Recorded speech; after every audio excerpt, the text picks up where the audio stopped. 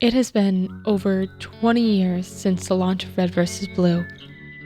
It started just as a collection of nonsense, but with the help of Bernie, Matt, Miles, and especially Monty, it took shape into something amazing, something special.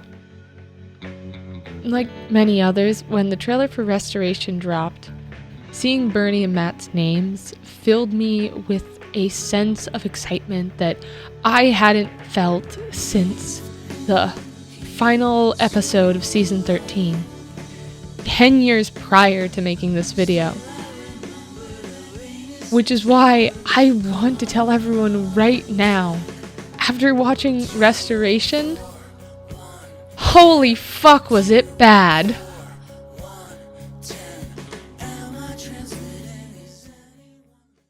If you're just a recording, then how are you responding to what we say? I call bullshit. Do you ever wonder why we're here? You're probably here because you just finished watching Restoration and are in the Blood Gulch Discord fanning the flames of war right now between those of us who loved Restoration and those of us who, well, really didn't. If you liked Restoration, hear me out. I have been a fan of Red vs. Blue as long as I can remember. I skipped meals so that I could afford this custom Meta Tucker helmet. I even watched every season post 13, including 0. What I want to do is take a second to look at Restoration, because I have the utmost respect for the guys that wrote this, everything in this series that we have so far, and I will forever be thankful to them for that. Restoration was an incredible letdown to me. Let's start with what was good about it.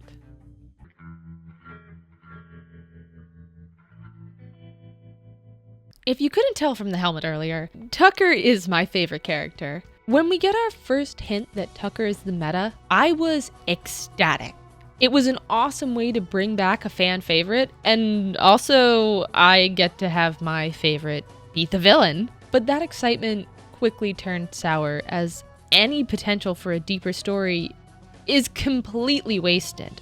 Tucker is taken over and tortured to remain compliant, and while I do enjoy Miles voicing Sigma, we know all about these things, don't we, Omega? This storytelling is just lazy.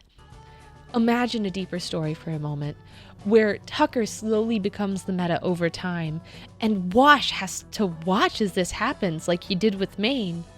What better parallel could we possibly draw than between Washington that has Epsilon that tried to commit suicide in his head, then Tucker that actually did have Epsilon die in his head? It opens so many incredible storytelling possibilities, but instead, we get a carbon copy of the meta that makes no sense. The meta walked and acted like he did because he was influenced. He sounded like he did because he had a throat injury. We hear Tucker's voice, but we don't get Tucker. We get this discount intimidation of a meta rather than the Tucker version of the meta that we deserve. And that's a damn shame. Tucker isn't a freelancer, but with care, he could have been elevated to that level. It's a waste of potential not to use this opportunity to catalyze it. Also, who the fuck is flying this ship? Because I know for a fact that Tucker doesn't know how to fly a ship, and we also know for a fact that Delta can't fly a ship. Do you know how to fly a plane? No, I do not. Oh, right. We're cool then. Everybody on board. This. Who the hell is gonna drive that?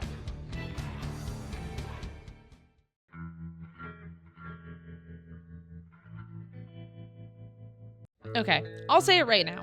Wash going crazy because of Doc's death is stupid. I said it. I said it right now. It is stupid. Had it been Caboose or Tucker, I would have understood. But Doc, the one character that disappears for 2 seasons and Wash didn't even notice, yet all of his closest friends die and he didn't completely melt down, I just don't buy it. Emily would have never kept Wash locked up. Carolina would have never left Wash in that fragile state. They removed every ounce of badass from him. Washington's entire purpose in restoration is to jump off a cliff for no reason. And next time, you don't need to jump off a cliff. Just call. Where is our cute, awkward, traumatized freelancer? All we got was the traumatized part.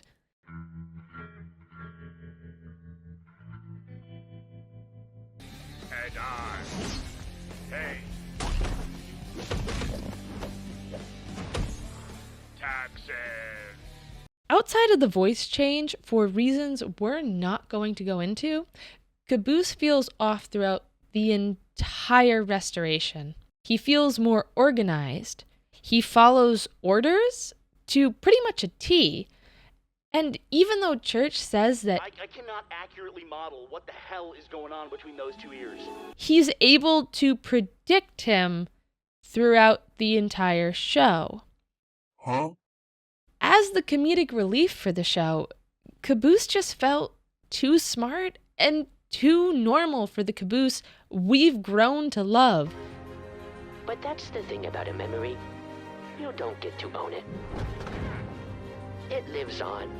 I met this lady who was older than me, but she gave me a present, so I liked her. Do you have it? No, you won't let go. Say the words, please. The words, please. What? He lacked those one-liners that you never expect to see coming. Church! You're so small. I would like to feed you a small cracker. He also just lacked that sense of pure innocence. I did! Yes! Yes, that's good, Freckles! Yes! Where's yes, sucker! Freckles? Yes, did you see that?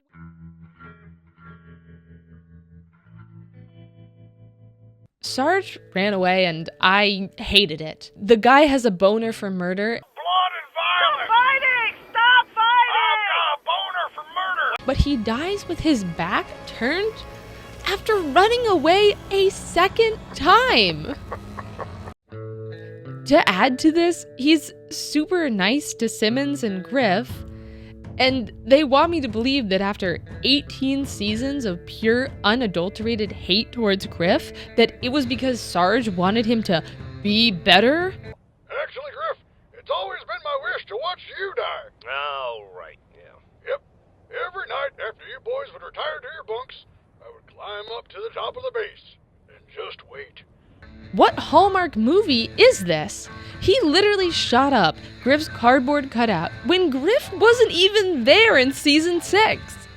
And it felt so out of character that I was physically cringing during the entire scene. This choice for his death, rather than sarcastic one-liners or a hysterical, "It's just the way I'm gonna go, boys," really put me off, and it felt so out of character.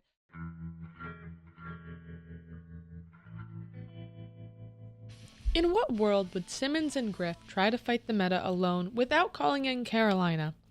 Both characters were not fully themselves. Simmons, for some reason, is able to throw like Donut all of a suddenly, even though I feel like he should throw like Doc, being the resident nerd. Griff leaving Simmons alone in the canyon feels wrong. He could have left at any time, but he never did, so why is he doing it now? Here, you always act like you want to quit, but hell, you could have left whenever you wanted.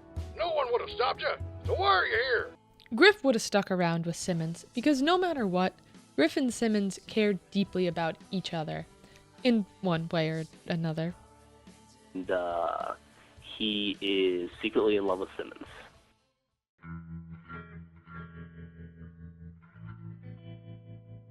Church knew he would die in season 13. Hero never gets to see that ending. They'll never know if their sacrifice actually made a difference. They'll never know if the day was really saved. In the end, they just have to have faith. Ain't that a bitch? If he knew a way back, then it completely detracts from the delivery of this line, wasting the chance to showcase how Epsilon has become his own character, more than just a copy of Alpha. These memories, they took form. They became my voice, My personality. And don't get me started about Tex. Epsilon is finally able to move on and be at peace and forget Allison. Only for this, we can use our memories to make a new AI bullshit? I'm gonna say I forget you. I forget you. I'm letting you go. As the director of Project Freelancer is alive, it means that they very illegally must have flash cloned him. The entire dialogue of just using our memories to make a new person is wrong. Even in Season 1, they say that this is the same universe as Halo. That anyway. I mean, I signed on to fight some aliens. Next thing I know, Master Chief blows up the whole Covenant Armada, and I'm stuck in the middle of nowhere. To say that we just talked about it and then made a new text, or to say that what Church wanted Caboose to do And if we use this memory unit, we can fill it with... Caboose, come on. was to bring either of them back deeply upsets me.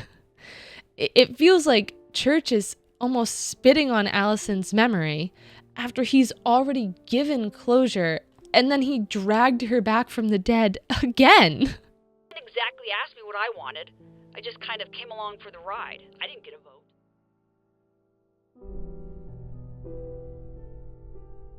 I'm not trying to tell you to hate Restoration, but I am trying to make people understand why it's so flawed as a finale. Animation is wildly inconsistent. The overall ambiance set by the music is serious rather than comedic. That was a nasty one. What was it like? You know, the AI. The characters' behavior and actions all felt slightly off. Outside of maybe 2 lines, the comedy just wasn't there. I felt like I was watching a drama with comedic elements rather than a comedy with dramatic elements.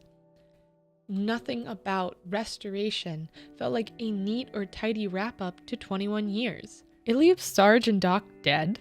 Simmons is alone with no one to lead. Griff abandons his oldest friend. Caboose is now without a best friend. Donut's in standard red armor. Washington's having a mental breakdown. Tucker is just there, and we get to watch Church and Tex get sent to the Shadow Realm.